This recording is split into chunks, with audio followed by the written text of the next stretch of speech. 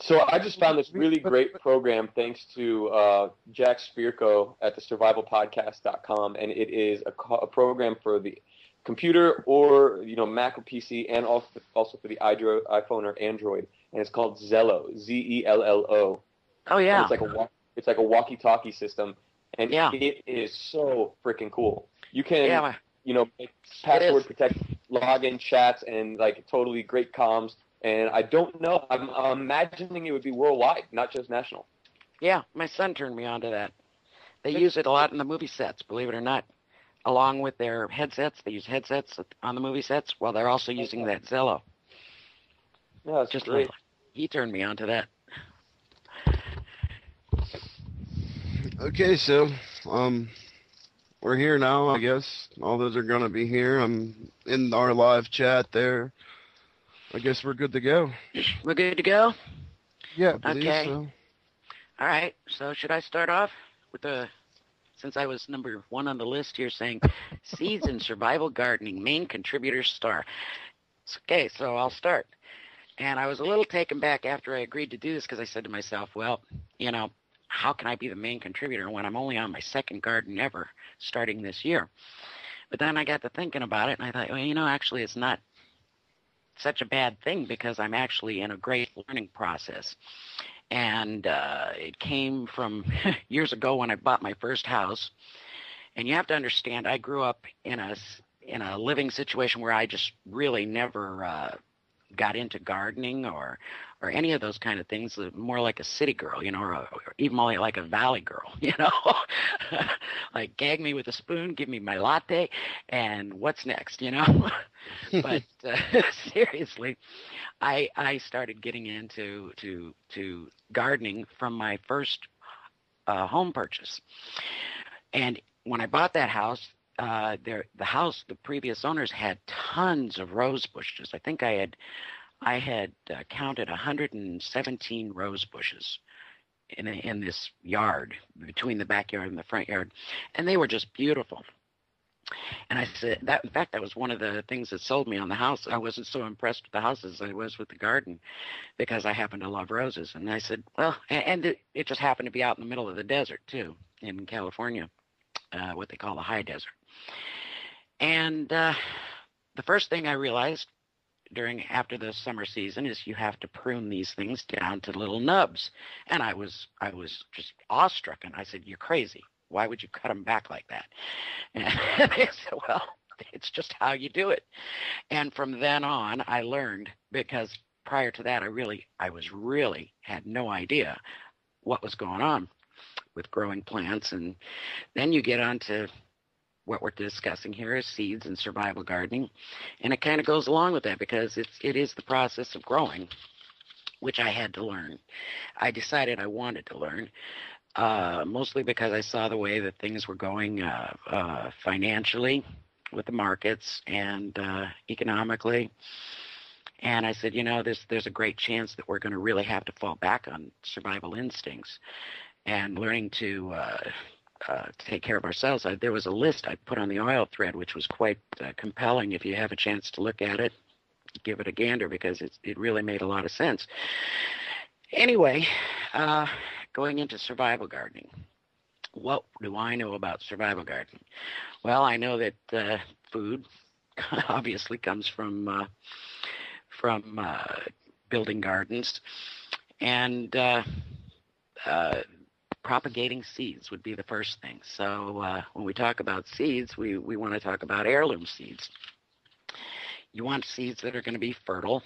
And a lot of these GMO seeds or hybrid seeds just won't reproduce. So you have to learn how to not only grow the food, you have to learn how to harvest the seeds in a survival mechanism kind of thing. So that's something you want. You want to be able to, if any, but just offhanded, I'm sure most of you know that heirloom seeds are seeds that would grow more fertile seeds as opposed to dormant seeds. Then I got into... May I interrupt? Not necessarily, these domesticated hybrid seeds, they are high yield seeds, but Yes. they will give you a lot of mass. They will not give you taste. So and they can't reproduce. That is the point. That is the main point. Right. So. Right. And I think that your experiment is going to prove out to possibly come up with a lot of hopefully propagating some seeds that would land in that direction. From what I read. Yeah. What can you share anything in that direction?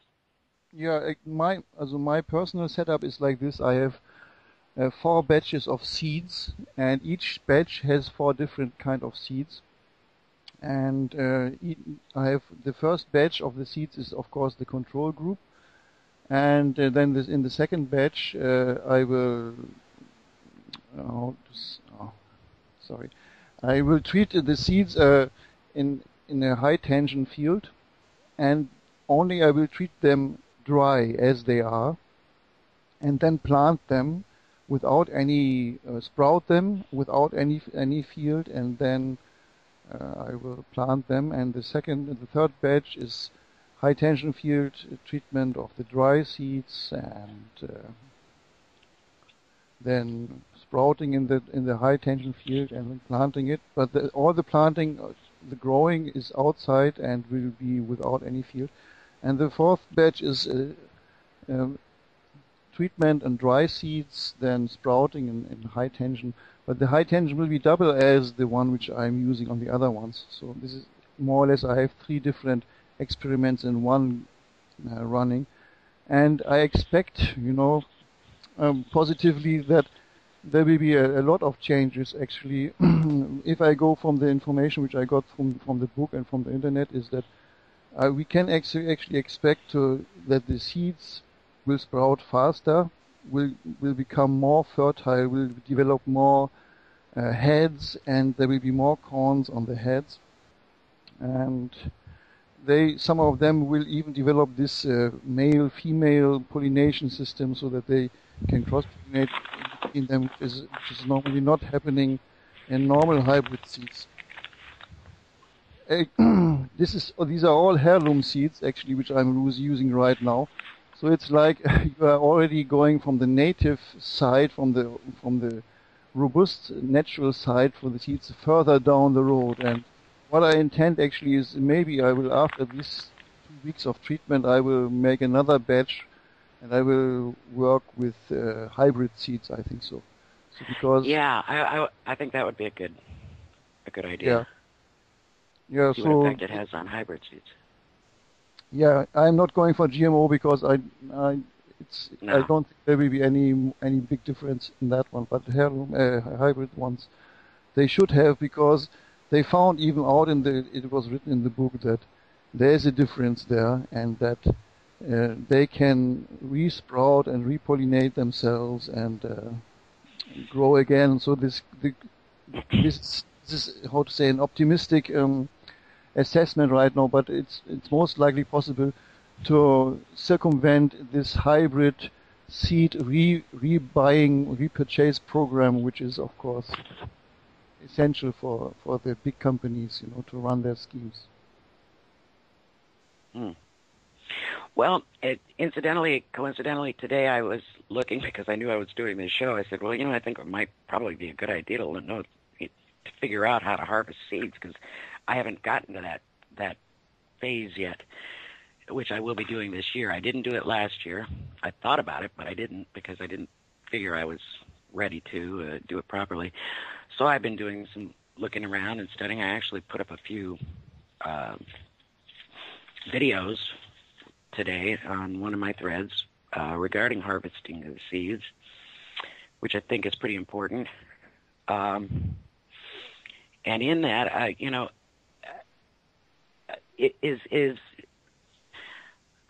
you have anything to add to that? Do you harvest seeds, Hawk, on your garden? I know you have a pretty big spread. Yeah, we actually do. A lot of things are easy to harvest, like, cucumbers and all of your fruits and stuff like that. The things that get more, for us, laborious are the wheats and the grains, like millet and because you have to thresh it, you have to do all that. It's like a big, long process. But we have been practicing and working on harvesting all of our seeds as much as we can. We pick the nicest plants, the ones that do the best in the season, because they're obviously more suited for our climate and our ecology. And then we take some good pickings, some of the best fruit or pieces from them, Have any of you guys ever heard of this guy named Sepp Holzer? Oh, yeah, dude. Sepp, he's the permaculture dude. Yeah. We do permaculture on our farm. We graze our chickens on the fields and do all of that as well. It's beyond organic, beyond permaculture. Oh, it's amazing. It's absolutely amazing. I just fell into that a few weeks ago. The natural rhythms of nature. You're right. So he's using everything. He's using the animals, the insects, everything. Everything is interconnected. It's absolutely amazing the way he's I haven't gotten into it deep enough to know what plants to plant to bring the beneficial insects or anything like that. My wife is more tuned into all of that, and she's really good at it. But we do, like, whenever we clip our grasses, we take that and feed that to our chickens, who in turn poop on the ground, and then we put that at the end of the year on the gardens, and when we can, we actually tried this last year to get our chickens to go into the garden, but they kept flying out. So we're now going to like a mobile coop, which allows it to just move from every day. We have to move the coop, but that way they don't overgraze each area, but then they poop and stuff on the soil, which is really good for it and makes it more fertile. I mean, the whole key is to build your soil. The plants, it doesn't even so much matter. If you build proper soil, you can grow anything. Yeah. Yeah, well, that's what I was doing some reading on this, and it's like what they call intercropping. It's mixing deep-rooted crops with shallow-rooted crops, and the plants provide what they need for each other in that respect. Yeah. The classic example of that would be the Three Sisters. It's like a native, or I think it's the Cherokee Native traditions. It's like you put corn with beans and squash, because one of them's really deep-rooted, one of them's medium, one of them's shallow, but then one fixes nitrogen while the leaches, it's like they balance each other and provide for each other. The corn grows high, the beans grow up the corn post, and then the squash are down below, that kind of thing. Yeah.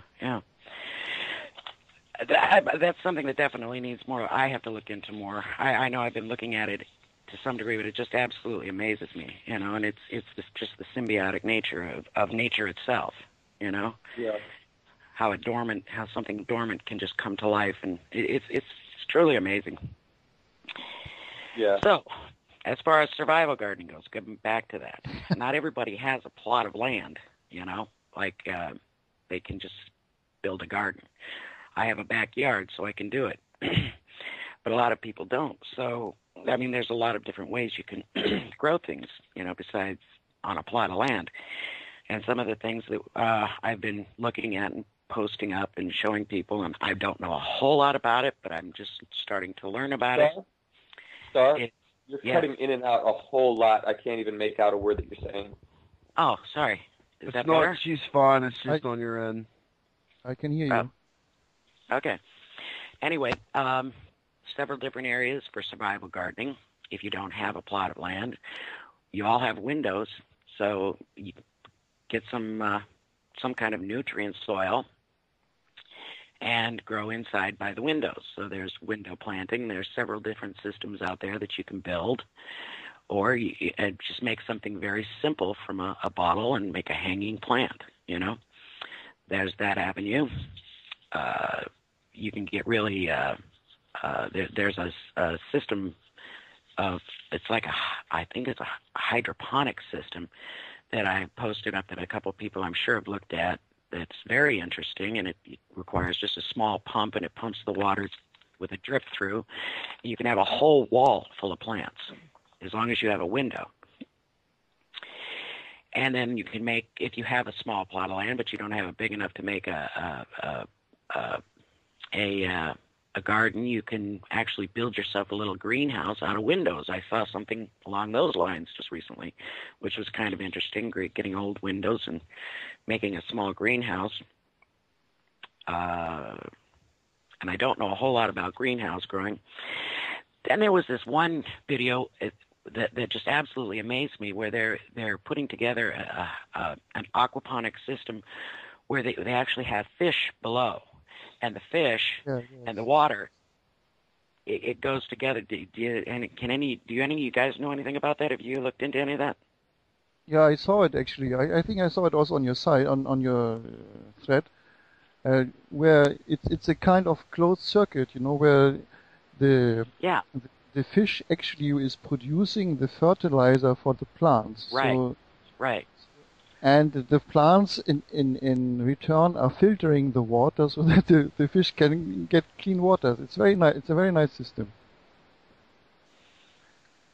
Atticus, and not only that, you can grow the plants in. Let's say you have a greenhouse that has a 500 to 1,000 gallon tank, and you've got tilapia or something in there.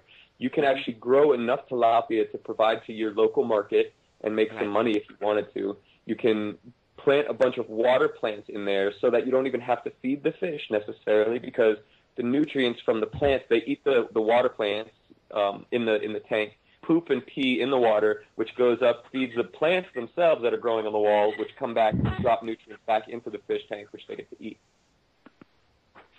Atticus just asked a question on the live chat. It says, what can you grow in raised beds? In raised beds. Guys? Anything. Yeah, you can really grow anything in this bed. Yeah, you can't grow bananas. You can't grow trees. We have we're in a climate here where you can't really grow citrus and certain kinds of fruits like kiwi and pineapples and stuff like that. But we have greenhouses in where we have citrus trees, and there's like 35 mandarin oranges on this little tiny citrus tree that's growing in a pot in our bathhouse, which is amazing. Well, you see, just what you mentioned about the kiwis and the citrus fruits. This guy, Sepp Holzer, up in the mountains where it's cold, the coldest part of Austria, I think it's in a cheered like mountainous area. He's growing kiwis and citrus fruits up there because of the symbiotic nature of the way he's growing them, which I think is just absolutely amazing. And I think it needs to be looked into further. I wish I could say more on it, but I have one question for Hawk.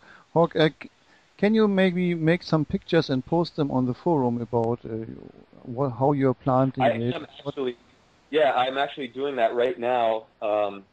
We've got one. There's a new. It's a newly discovered permaculture technique that we've been implementing. It's called hugelkultur, and it comes from Sepp and out in, I think it's Scandinavia. I'm not really sure where. But basically what it is the mimicry of the forest cycles, where a tree falls on contour with the land, and then the water and leaves collect right above it, and it just soaks in the ground there and turns into this great compost, and that's where you get the most growth from. Well, what ends up happening is we take logs, cut them down, put them in your garden, and cover them with compost and then soil. Over the course of many years, you can start growing in there right away, but over the course of many years, the trees, the logs break down, become very spongy and full of fungus and really good fungal communities in the soil, so that the soil itself holds a lot of water. You don't have to water so much, and it becomes very arable, where the roots can go really deep and break through that spongy material. I've made blog posts about that. We've got pictures of all the projects we're doing on Colony Earth Farm, and I'll be happy to post that on the forum.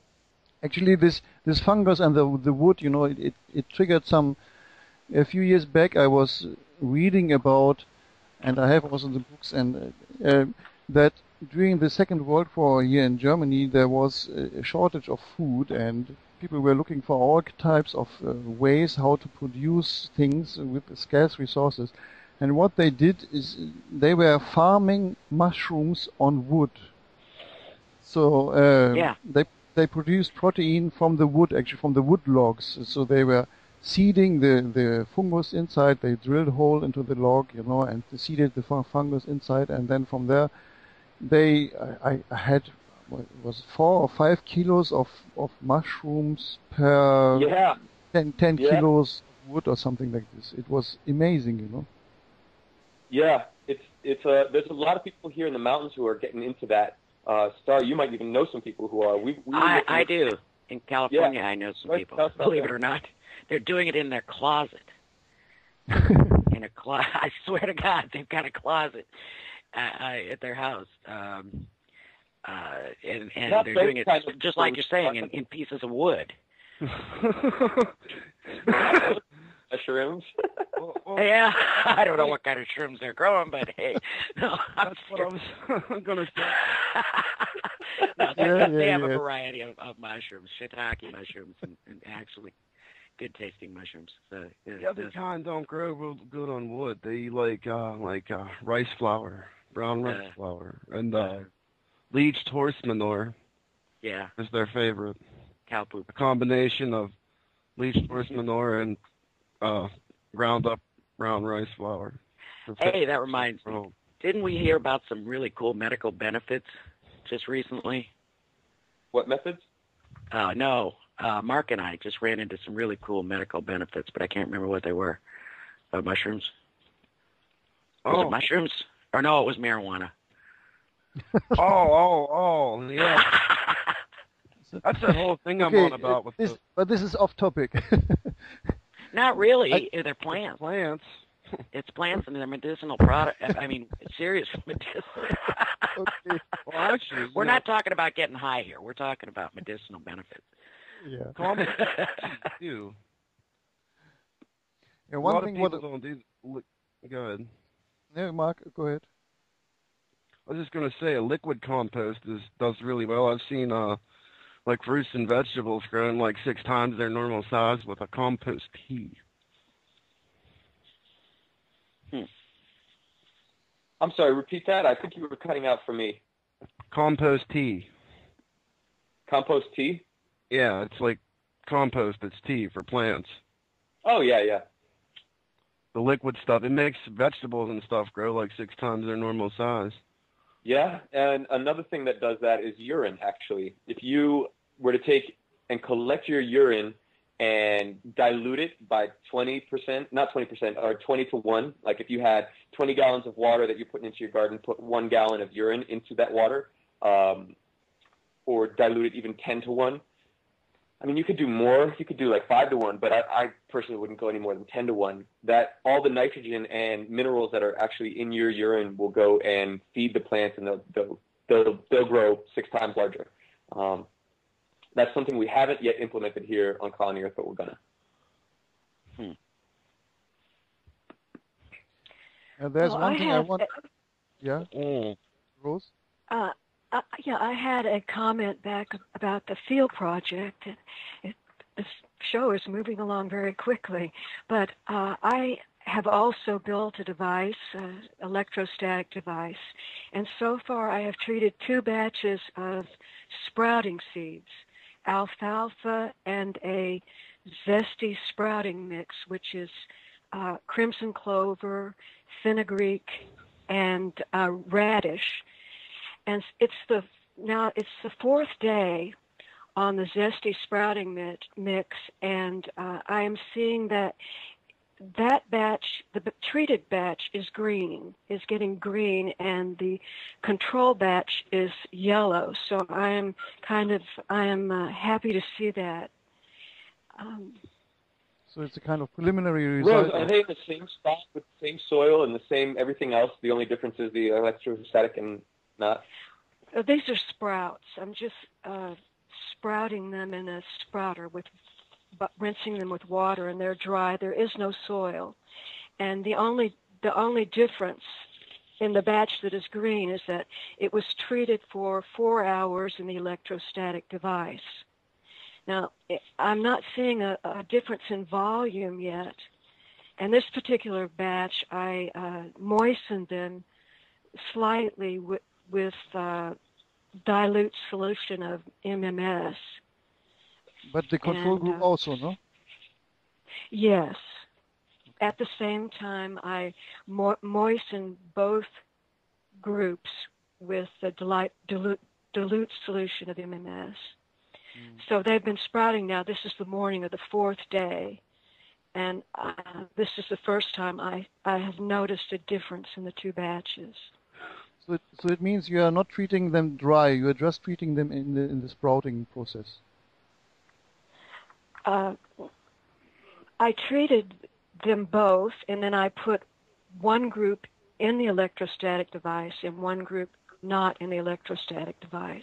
Yeah, I mean. And I also. Yeah, what I mean is that there's a procedure where you can also, without watering them, you can treat them dry. You can treat the seeds dry in the electrostatic. Have you done that one also before?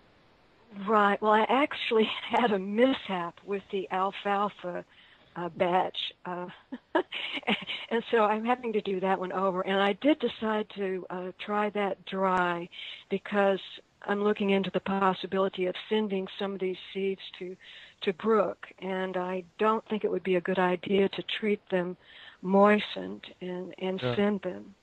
But I'm unsure about that. I really don't have anything to go on. Yeah, it will be difficult to send the sprouts. They will most likely spoil on the way. Yeah, sprouts won't. I don't think they. Well, depends on how you send them. You have to send them fast too, like overnight. That's why I thought I would treat those dry and send them to you, Brooke. But the thing is the research that was done in the book was mostly on wheat and corn, and what I was thinking of treating was some leafy greens and spinach and lettuce. Well, I'm doing that. I'm actually doing that right now with the garden. I'm taking select plants, marking them, the area where I'm doing it, and I'm treating them with the MMS. But I can't obviously do the electrostatic. That's the part I'm leaving out. That's what I was thinking. I will just treat these dry, but I have nothing to go on for duration of treatment. Mm-hmm. What do you think, Bashi? For the duration of the dry treatment or the sprouting treatment? For the dry seeds, the lettuce, the spinach, maybe some carrots.